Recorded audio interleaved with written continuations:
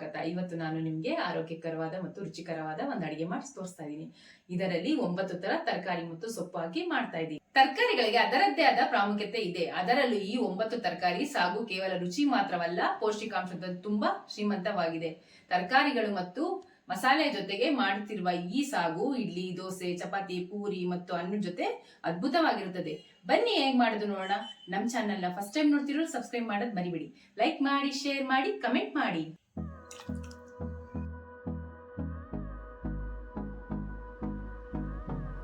ನವರತ್ನ ಸಾಗು ರೆಡಿ ಆಗಿದೆ. ನಾನು ಪೂರಿ ಜೊತೆ ಸರ್ವ್ ಮಾಡ್ತಾ ಇದೀನಿ. ಟ್ರೈ ಮಾಡ್ಬಿಟ್ಟು ಹೇಗಿತ್ತು ಅಂತ ಕಮೆಂಟ್ ಬಾಕ್ಸ್ ಅಲ್ಲಿ ತಿಳಿಸಿ. ಇವಾಗ ಒಂದು ಒಗ್ಗರಣೆ ಮಾಡ್ಕೊಂಬೋಣ. ಒಂದು ಪಾತ್ರೆ ತಗೊಂಡಿದೀನಿ, ಅದಕ್ಕೆ ಎಣ್ಣೆ ಹಾಕೊಂತಾ ಇದೀನಿ. ಎಣ್ಣೆ ಕಾದಿದೆ. ಇವಾಗ 1 ಟೇಬಲ್ ಸ್ಪೂನ್ ಸಾಸಿವೆ ಹಾಕೊಂತಾ ಇದೀನಿ. ಒಂದ್ ಸ್ವಲ್ಪ ಇಂಗು,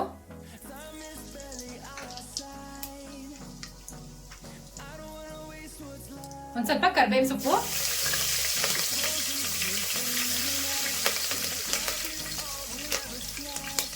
ಹುಳ್ಳಿಕಾಯಿನ ಸಣ್ಣ ಕಟ್ ಮಾಡಿ ಇಟ್ಕೊಂಡಿದೀನಿ, ಅದನ್ನ ಹಾಕೊಂತಾ ಇದೀನಿ.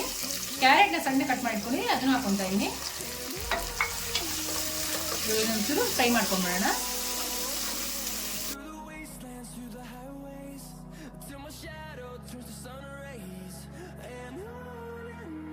ಸೋರೆಕಾಯಿನ ಸಣ್ಣ ಕಟ್ ಮಾಡ್ಕೊಂಡಿದ್ದೀನಿ, ಅದನ್ನು ಸೇರಿಸ್ಕೊಂತಾ ಇದೀನಿ. ಸೀಮೆ ಬದನೆಕಾಯಿನ ಸಣ್ಣ ಕಟ್ ಮಾಡಿದ್ದೀನಿ, ಅದನ್ನು ಹಾಕೊಂತಾ ಇದೀನಿ. ಮಂಗಳೂರು ಸೌತೆಕಾಯಿ ಕಟ್ ಮಾಡಿ ಇಟ್ಕೊಂಡಿದ್ದೀನಿ, ಅದನ್ನು ಹಾಕೊಂತಾ ಇದೀನಿ. ಹೀರೆಕಾಯಿ ಕಟ್ ಮಾಡಿ ಇಟ್ಕೊಂಡಿದ್ದೀನಿ, ಅದನ್ನು ಹಾಕೊಂತಾ ಇದೀನಿ. ಕ್ಯಾಪ್ಸಿಕಮ್ ಕಟ್ ಮಾಡ್ಕೊಂಡು ಅದನ್ನು ಹಾಕೊಂತಾ ಇದೀನಿ. ಇವಾಗ ಇದನ್ನ ಮಿಕ್ಸ್ ಮಾಡ್ಕೊಂಡು ಬಿಡೋಣ.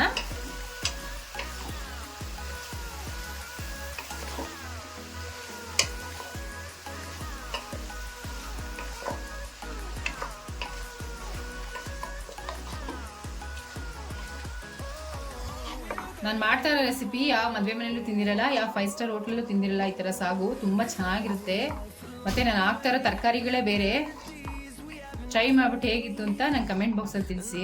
ನೋಡಿ, ಮಿಕ್ಸ್ ಮಾಡ್ಕೊಂಡಾಗಿದೆ. ಇವಾಗ ಇದು ಬೇಯೋಷ್ಟೊತ್ತಿಗೆ ಒಂದು ಮಸಾಲೆ ರುಬ್ಕೊಂಡ್ಬಂದ್ಬಿಡೋಣ. ತೆಂಗಿನಕಾಯಿ ತುರಿದಿಟ್ಕೊಂಡಿದ್ದೀನಿ, ಅದನ್ನ ಹಾಕೊಳ್ತಾ ಇದ್ದೀನಿ.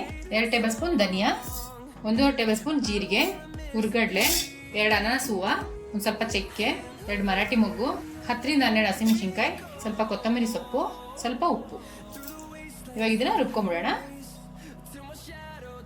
ನೋಡಿ, ಇಷ್ಟು ನೈಸಾಗಿ ರುಬ್ಕೋಬೇಕು. ಒಂದ್ಸಲ ಮಿಕ್ಸ್ ಮಾಡ್ಕೊಂಡ್ಬಿಡೋಣ.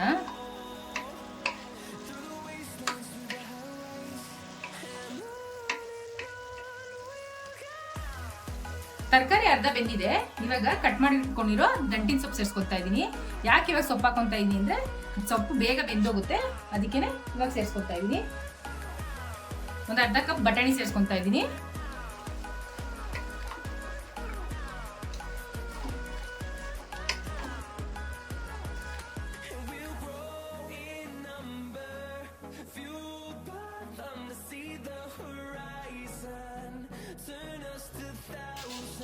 ಒಂದ್ ಸ್ವಲ್ಪ ಉಪ್ಪು ಹಾಕೊಂತಾ ಇದ್ದೀನಿ.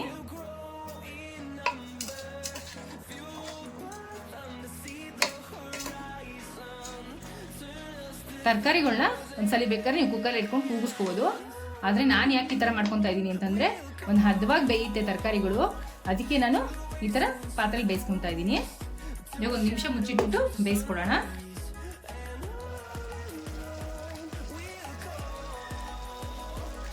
ತರಕಾರಿಗಳು ಮುಕ್ಕಾಲು ಬೆಂದಿದೆ. ಇವಾಗ ಇದಕ್ಕೆ ಮಸಾಲೆ ಸೇರಿಸ್ಕೊಂಡ್ಬಿಡೋಣ. ನೋಡಿ, ಈ ತರ ಮುಕ್ಕಾಲು ಬಂದ್ಮೇಲೆ ಮಸಾಲೆ ಹಾಕೊಳ್ಳೋದ್ರಿಂದ ಚೆನ್ನಾಗಿ ತರಕಾರಿಗೆ ಉಪ್ಪು ಖಾರ ಎಲ್ಲ ಹಿಡಿದು ಚೆನ್ನಾಗಿ ಬೇಯುತ್ತೆ ತರಕಾರಿಗಳು. ಅದಕ್ಕೆ ನಾನು ಈ ತರ ಹಾಕೊಂತಾ ಇದ್ದೀನಿ. ಮಿಕ್ಸಿ ಜಾರ್ಗೆ ಅರ್ಧ ಲೋಟ ನೀರು ಹಾಕೊಂಡು ಮಿಕ್ಸ್ ಮಾಡ್ಕೊಂಡು ಹಾಕೊಂತಾ ಇದ್ದೀನಿ. ಒಂದ್ಸರಿ ಮಿಕ್ಸ್ ಮಾಡ್ಕೊಂಡ್ಬಿಡೋಣ. ಸಾಗುನ ಎಷ್ಟು ಗಟ್ಟಿ ಬೇಕೋ ಅದಕ್ಕೆ ನೀರು ಹಾಕೋಬೇಕು. ಇನ್ನೊಂದು ಸ್ವಲ್ಪ ನೀರು ಹಾಕೊಂತಾ ಇದ್ದೀನಿ ನಾನು ಇದಕ್ಕೆ.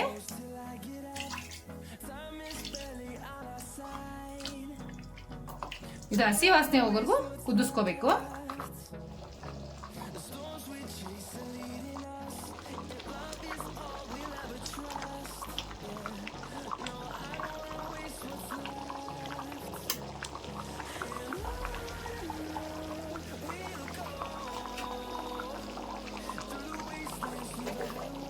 ಹಸಿ ವಾಸನೆ ಹೋಗಿದೆ.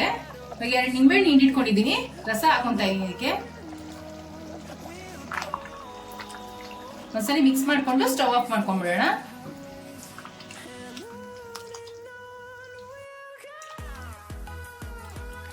ನವರತ್ನ ಸಾಗು ರೆಡಿಯಾಗಿದೆ. ನಾನು ಪೂರಿ ಜೊತೆ ಸರ್ವ್ ಮಾಡ್ತಾ ಇದ್ದೀನಿ. ಟ್ರೈ ಮಾಡಿಬಿಟ್ಟು ಹೇಗಿತ್ತು ಅಂತ ಕಮೆಂಟ್ ಬಾಕ್ಸಲ್ಲಿ ತಿಳಿಸಿ. Thanks for watching our video.